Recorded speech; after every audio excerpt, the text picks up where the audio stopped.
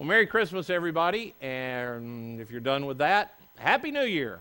Either way, I hope you have had a great holiday, and I hope it continues right into the new year. And I'm really thankful that you are joining in with us for the last Sunday of 2015. And what I want to talk to you, what I want to do today is I want to give you something to think about, and then at the end of it, I'm going to ask you to try something. So that's all we're going to do. I want to give you something to think about, and at the end of it, I'm just going to give you something to try for just a little while. So here we go. All of us have had the experience where somebody has told us what we need to do to get from where we are to where we need to be. All of us have had the experience. In fact, some of you just had it without you even asking. Somebody at your family or at a family gathering, at a company gathering, heard about your family, heard about your kids, heard about what was going on in your work, and they told you without you asking, they told you how to get from where you are to where you need to be. Which means, and I don't know if you've thought about this or not, it means that somebody knows how to get you from where you currently are to where you need to be in life. All of us have had this happen, which means somebody knows. Somebody in this world knows what you need to do to change your life from where you are to where you need to be. Somebody knows what I need to do to get where I'm going. And it may be that they know what I need to do, what you need to do, because they have been where I am and they are already where I want to be. It means that they remember what it was like and they can tell me how to walk down the path to get where they want to be. That may be why they know. And in some cases, what makes it even more difficult for some of us and a little more personal is we know the person who knows what we need to do to get where we want to be. I mean, and they've spoken to us personally about it. They've said to us, hey, honey, or dad, or hey, son, this is what you need to do. Here's what you need to do to go from where you are currently to where you want to be in your life. Or they said, here's what you need to stop doing to get from where you currently are to where you need to be. And all of us push back against that. I mean, all of us, and we all tend to push back when we're given this advice. We just don't want to do it. Because frankly, most of us don't like to be told what to do. I mean, even though we can probably see the other person is where we want to be and they might know where we want to go. I mean, no son wants to be told by his mother what to do with his life. No daughter wants to be told by her dad. None of us like to be told what to do. But all of us have been confronted, and often we've been confronted so gently by a person, hey, I love you, and I was thinking about this the other day, and I just thought I needed to say it. I can see what you're trying to do, and I can see how hard you're working to have a good marriage. I can see how hard you're working to be a great mom. I know how much you're working to bring your family up financially, and here's what you need to do to get where you want to be. But when somebody tells us what we need to do, we push back. In fact, some of you are experts at, and you don't need to look at anybody or nudge anybody at this point, but some of you are experts. In fact, you did this at Christmas with somebody. You're an expert at arguing for a point you don't really believe in. In fact, when somebody tells you what you need to do, you are an expert at arguing against what they just told you. And when you win the argument, which when you inevitably do because you're gifted at this, when you win the argument, you realize at some point, I'm no closer to where I want to be. I won the argument, and I'm no closer to where I want to be relationally or financially or in my career. I am no closer to where I wanted to be in any part of my life, and I won this argument. I mean, we all wind up, it's crazy. We have advice that we need. Somebody knows what we need to do to get us where we want to be, and it's crazy that somebody's trying to help us get where we need to go in life, and it's not where they want us to be. They just are trying to help us get us where we want to be.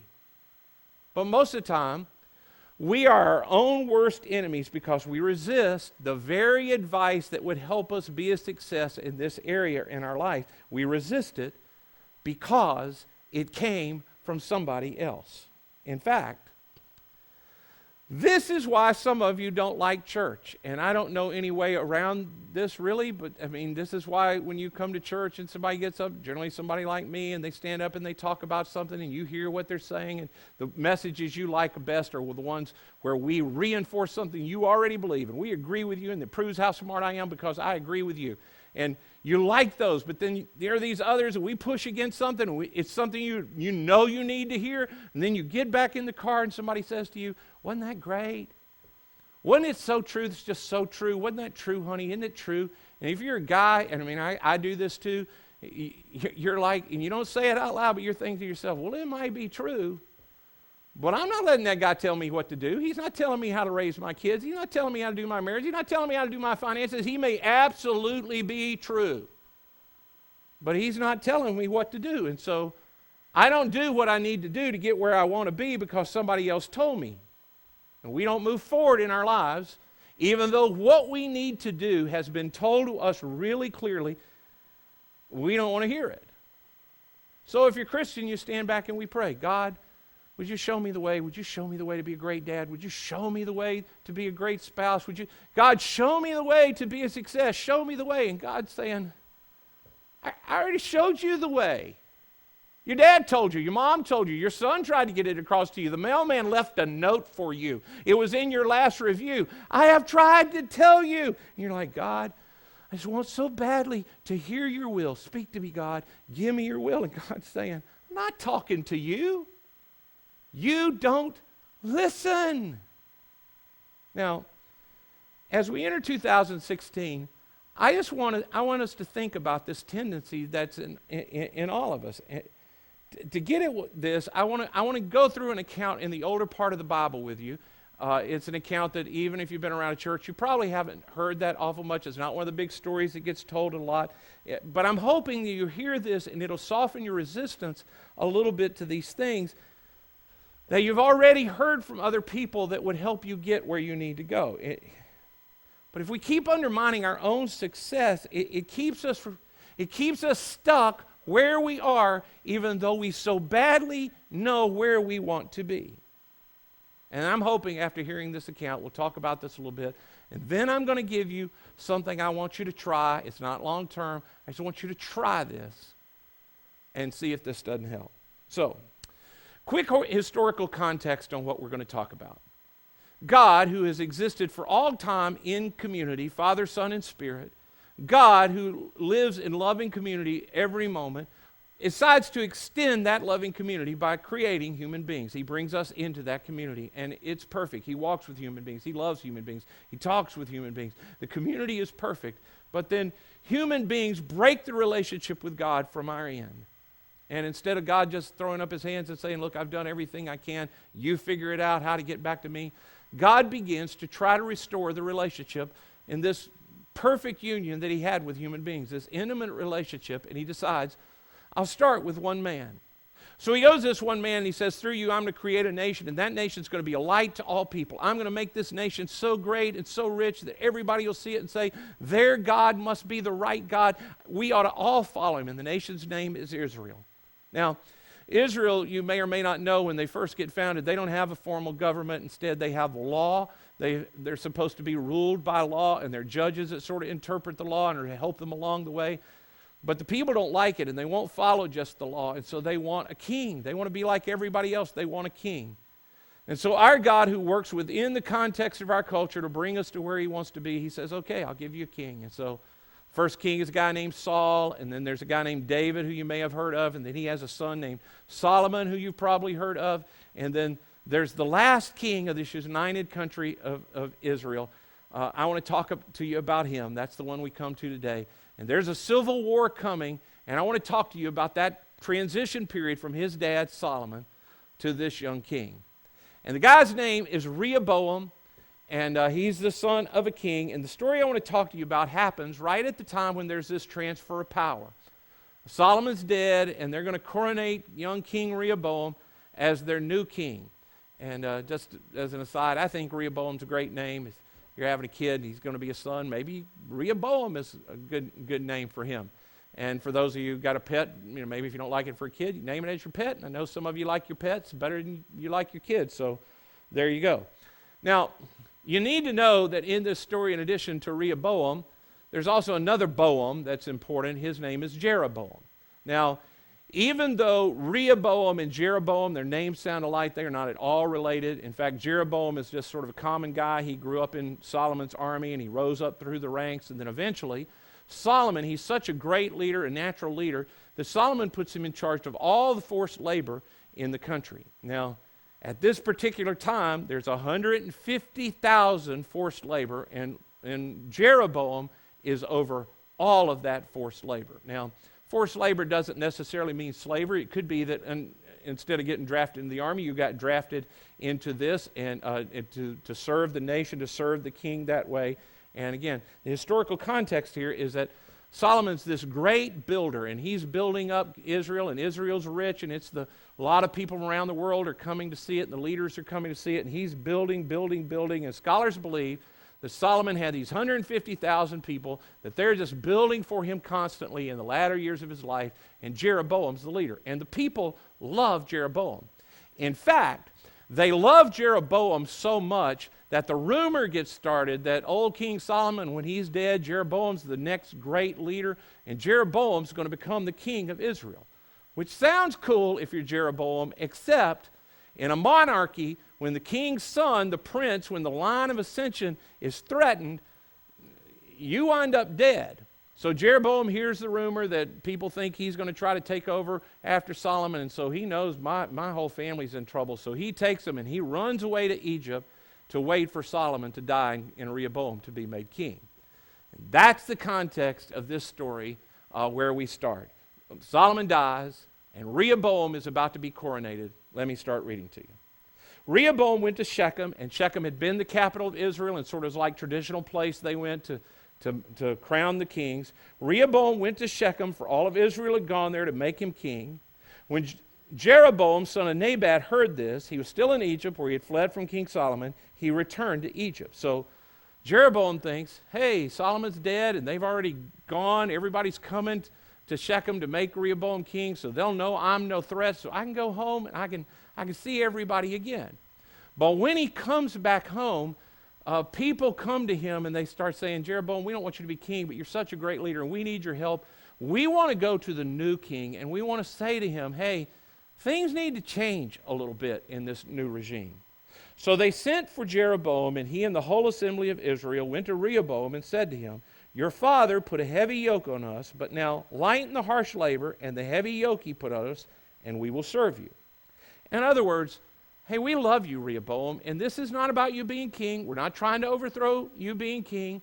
We just want you to know that serving your dad wasn't as easy as some people might have thought it was. It was hard, and the taxes were a burden, and the building and the forced labor was a burden, and we just want it to lighten up a little bit, and if you'll do that, we would be happy to serve you as king forever. Now, you just need to know the reason that what's the backstory of this is that Solomon's such a great builder. A part of that, most scholars believe, is because Solomon had this little problem in his life. It was women. He loved them. And I mean, he married bunches of them and had concubines, and we don't get into all that, but hundreds of them.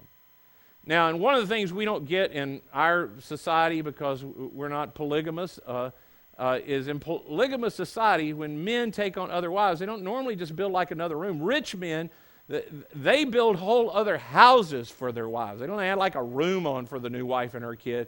They build whole other houses and palaces for this. Well, if you're king, you don't just build a whole other house or palace. If you're a rich king like Solomon, you build her a whole city. So Solomon builds city after city after city after palace everywhere. He has all over Israel for these hundreds of women that he marries. And the people are just saying, look, we're tired of serving the indulgences of a king. Frankly, that's all we're saying. And we don't mind serving you, but you got to lighten the load, and you got to control yourself better than your dad did. And if you'll do that, if you just serve us, just lighten up a bit, we'd be happy to serve you forever. So Rehoboam responds, and really he does a couple of smart things. First, Rehoboam answered, go away for 3 days and then come back to me. So the people went away. So his first decision is, hey, I need time. Give me a little time. Let me think about what you've asked me to do. I need time. And then his second decision is he decides to get the elders, the people who were older and had seen all of this with Solomon, he decides to get their advice. Then King Rehoboam consulted the elders who had served his father Solomon during his lifetime. How would you advise me to answer these people, he asked. So he goes to these men that have watched Solomon. They've watched all of his indulgence. They've watched the rising taxes. They've watched the forced labor. They've heard the rumors among the people. They hear unhappy that people are. And they say to him, Rehoboam, the people want to follow you. And here's a need. And if you could just meet it.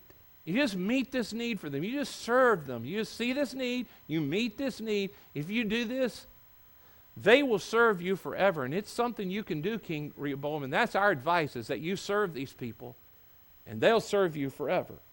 That's what they replied. But Rehoboam rejected the advice that the elders gave him and consulted young men who had grown up with him and were serving him. Now, this is where his story is a lot like some of our stories. The advice they give him is exactly what he needed to hear, but it's not what he wanted to do. I mean, have you ever been where you've heard exactly what you needed to hear, but because it wasn't what you wanted to do, you didn't do it? And it would get him where he wanted to be. I mean, what he wanted was he wanted to be a loved king over a united nation who would stay with him, and they'd be this great light to all the nations, and he could continue to be a wealthy country. He wanted to go from being the son of the king to the king himself. It was what he wanted, and what they said to him is exactly what he needed to hear to get him where he wanted to be. But he didn't want to do it, which is fine, except what they said to him was the only way to get where he wanted to be. And he didn't wind up there because direction, not his intention, is what winds up determining where you wind up in life. It's not really what you want. It's not what you hear people say. It's your heart intent. And if you're sincere and you hold on to your heart's desire and you're really sincere in your heart with what you want, then you'll wind up in the right place. It's not how sincere you are. It's what you do. Because the direction you go determines where you wind up. They said to him, we know where you want to be. We know what you want to do with these people. We know that you want to lead them, and we know that you want to unite them behind your leadership. We know that's what you want. If you want to get there with these people, you need to serve them. But he rejected that. Do you know why? Because he wanted to be king. And kings don't serve people. Kings do what they want to do. And here's what I want you to think about today. When we do exactly what we want to do, we generally wind up where we don't want to be. And I mean, some of you, you're living proof of this. It's why you have so much debt that's a burden to you. It's why your marriage is not as good as you wish it was. It's why Christmas with your kids wasn't everything you hoped it would be. It's why you can't hold a job. It's why some of you, every job you take, you wind up working for an idiot. It's because you just do what you want to do. And at some point you look at your life and you stand back and you go, I am not at all where I want to be. How did I wind up here? Well, generally when you do exactly what you want to do, you don't wind up where you want to be. I mean, honestly, if credit companies told us how quickly debt goes from being a help to get what we want in the moment to being a burden that'll be with us for years, nobody would ever borrow money. But they focus on, I can help you get exactly what you want right now. I can get you in the car you want right now. We'll spread those payments over 10 years. I know how to get you exactly what you want right now. They just don't tell you it will not get you financially where you want to be. When you do what you want to do, you don't wind up where you want to be. So Rehoboam rejected the advice that he needed to hear. It's exactly what he needed to hear, but he wasn't what he wanted to do. And he went and turned to his friends. He asked them, what's your advice? How should I answer these people who say to me, lighten the yoke your father put on us? Have you realized yet that if you work hard enough, you can find somebody that'll tell you what you want to hear? And the only problem with finding somebody that'll tell you what you want to hear is when you hear what you want to hear, then you do what you want to do, which will not lead you where you want to be. And the truth of us is that most of you already know this, and you see it so clearly in other people. But you can't see it in yourself. Why? Well, ego, pride, stubbornness. But in the end, it doesn't really matter why we can't see it. We undermine our own success by cutting ourselves off from hearing what we need to hear to cause us to do what we need to do. And we miss out on what we want for our life. And more than that, we miss out on what, God wants for our life, because God has a will for your life too. God has a desire for your life. And when you cut yourself off from the advice of others, God has consistently spoke through the voice of other people. And you undermine your own success, and you undermine you ever hearing the will of your Father in heaven. So he asks the young men. He goes to people he knows will tell him what he wants, because they work for him. The young men who had grown up with him replied, "The people have said to you, your father put a heavy yoke on us, but make our yoke lighter. Now you tell them, my little finger is thicker than my father's waist." I think you get the figure of speech there. He's just saying, you thought Dad was tough? I'm way tougher than my dad. My father laid a heavy yoke on you. I'll make it even heavier. My father scourged you with whips. I will scourge you with scorpions. You don't like the taxes? You don't like all the forced labor? You don't like all the building that's going on? You will long for the day of Solomon one day. You will pray for it and sing for it. You will wish my dad was back. That's what you need to say to them. That was their advice. So 3 days later, Jeroboam and all the people returned to Rehoboam, as the king had said, "Come back to me in 3 days." The king answered the people harshly, rejecting the advice given to him by the elders. And if you read the rest of this, it goes into great detail of what he's going to do to them and how hard it's going to be. And long story short, when the representatives from the nation go back to the nation and they tell him what the king said, that he's not going to listen to you and he's not going to serve you, he said he's going to make it harder on you, the people all rise up. They come together and they say to Rehoboam, we're not going to follow you. You are not our king. We reject you as our king. Basically, they say to him, hey, go rule yourself. And they choose to split, and a great civil war begins. Now, honestly, the country didn't split like evenly. There were 12 tribes, and they didn't split 6 and 6. They split into a group of 10 and 2. And Jeroboam had the 10, and Rehoboam got the 2. And his advisors that told him to make the load heavy, they say, hey, go get them. Raise up the army and go beat them down and show them who's king. And he follows that advice, and there's this bloody civil war, and he almost loses his life. And he never wins, and the country never gets reunited. Eventually it gets destroyed. Eventually it gets hauled away into slavery by other countries. Rehoboam, who had this desire to be a great king that everybody would follow, and his heart sincerely wanted it, and he heard the advice he needed to hear, but it was not what he wanted to do. And I'll say it again. There's somebody that knows what you need to do to get where you need to be, to do what you want to do. And whatever it is in you that rises up and says, look, nobody's telling me what to do. I don't need to listen to their advice. You're undermining your own success. As a boss, as a father, as a son, you're undermining your own success as a human being, as an employee. But more than that, you're undermining God's will for your life. Because our God chooses to speak to us through other people.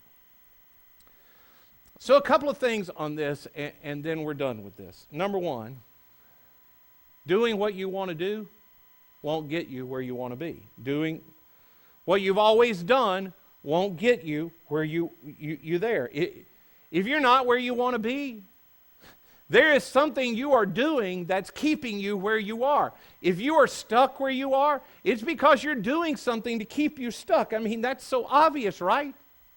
Doing what you've always done, which is probably what you want to do, doing what you want to do will not get you where you want to be. Second lesson, someone knows how to get you from where you are to where you want to be. Someone can see in your life what you can't see yourself. We have blind spots. We all do. Someone has a perspective on your life that you do not have. They have a perspective on your parenting, a perspective on your marriage, a perspective on the way you work, a perspective on the way you interact with your boss. Someone has a perspective on the way, and you can't see it yourself. Someone has an insight on your life. And until you can see what they see, you're never going to change. And when you hear that advice, my encouragement is that you pre-decide. You pre-decide. I'm going to listen to them. I'm going to do what they ask me to do. I'm not going to resist. And now I'll give you what I'll hope you'll do with this. What I've been talking about for the last 25 minutes or so to you is exactly why around here we encourage you to get into a group of people. It's why we say to you consistently around here, you don't need to just continue to sit in rows facing the front and listen to somebody talk. We want everybody who comes to Community Christian to be sitting in a circle with people who don't work for you, people who don't need anything from you, people who don't want anything except the best for you, people who care about you and care about God. I want everybody who comes to Community Christian to be in a group with some people who have nothing to lose by telling you the truth about what they see. So I want to invite you. I want to challenge you. I want to beg you. I want to plead with you. Whatever I need to do, I want to tell you, get in a group. I mean, give just a little bit of yourself to open yourself up with a group of imperfect people just like you. And I just want to be real quick to say, I'm not promising you that this will be the best thing that you've ever done in your life. In fact, I can't promise you it'll even be good. In fact, I've been doing this for 25 years at Community Christian, and some of the groups that I have been in here have just been terrible. And it can't have been because of the leader was bad, because in most of those groups, I have been the leader, and you all know I'm good. So it was just the group. But mostly, I'll tell you, over the last 25 years, I've had not just good experiences, I've had great experiences. And I have received some of the best advice from people in these groups. 25 years ago, when we started this church, I had little children, and I was in group with some people who were further ahead of me in parenting. In fact, in our very first group, there was a couple named Jack and Evelyn Little, they seemed so old to me, and their kids were grown. Their kids were my age. And I would regularly go out to breakfast with Jack and some other older men, and I got some of the best advice from them on how to be the dad that I generally wanted to be. There was a time in my life where the sexual lust in my life was going to destroy my life and destroy my marriage and destroy everything I hoped for my family and for this church. But I was in a group with a group of men who gave me what I needed to do. It was not what I wanted to do, but what I needed to do in my life. And they kept me. They saved my marriage. They saved my family. In many ways, they saved my ministry at this church, and they helped me get where I wanted to be. So today, as a part of you hearing this, I want to urge you to put this into action. I want to urge you to get in a group. And today's a perfect time for me to urge you to get into a group at Community Christian, because there are no groups at Community Christian currently. But next week, we're going to start a new series of messages called Under Pressure. And it's going to talk all about the stress, the pressure that many of us have going on in our lives, the constant demands of our schedule, the constant demand of our families, the constant demand we have to keep up financially, debt, those kind of things, the pressure and stress that many of us live through. We're going to talk about that over the next 5 weeks, and we are going to have during that series what we call series groups. They're going to be 5-week under pressure series groups. They only meet for those 5 weeks, and I'm urging you today, as a next step on this connection card, that you would check, I'll get in to an under pressure series group. I'm urging you to try it for 5 weeks. And who knows, you might find you like it. But the good thing is, even if you don't like it, even if it's terrible, it's only 5 weeks, and all the groups will end at the end of 5 weeks. So right now, as we talk about next steps, if everybody would just take a connection card, if you haven't already put your name and a text number or an email address so we can contact you, I want to urge you to decide today. There's really only one next step. I mean, if you're newer with us and you're not ready yet to jump into a group, maybe you want to check that I'll come back just to be a part of that series and hear about stress and what God has to say about it. But for the rest of you, I want to urge you to decide, I'm going to be in an under pressure series group. Now, let me say something to those of you who have been in semester groups, and your semester group ended several weeks ago, and it's not starting back up for a while, and you've been doing group with these people for a while. Here's what I want to say to you. I'm not trying to blow up your group, but your group is not meeting during this time. And you would be such a help to our church and to yourself if you would just take the chance and check the box and say, I'll be in a series group. And it'll be a chance for you to meet some new people and to hear something from the voice of people that you don't know yet who might in fact say what you need to hear.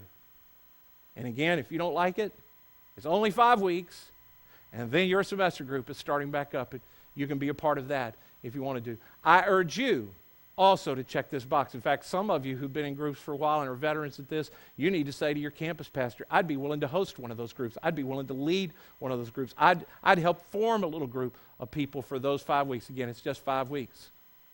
I'd urge you to do that. You check that box. You drop this in the offering.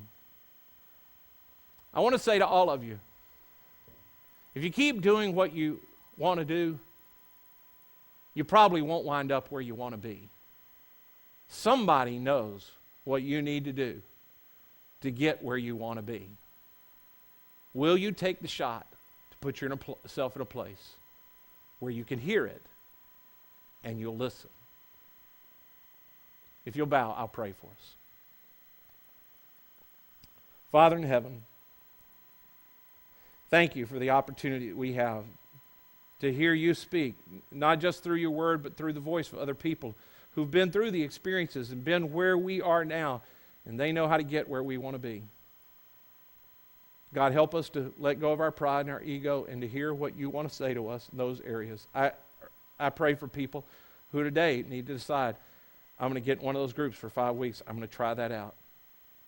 Father, give them the courage to go ahead and check that box today. In Jesus' name I pray. Amen.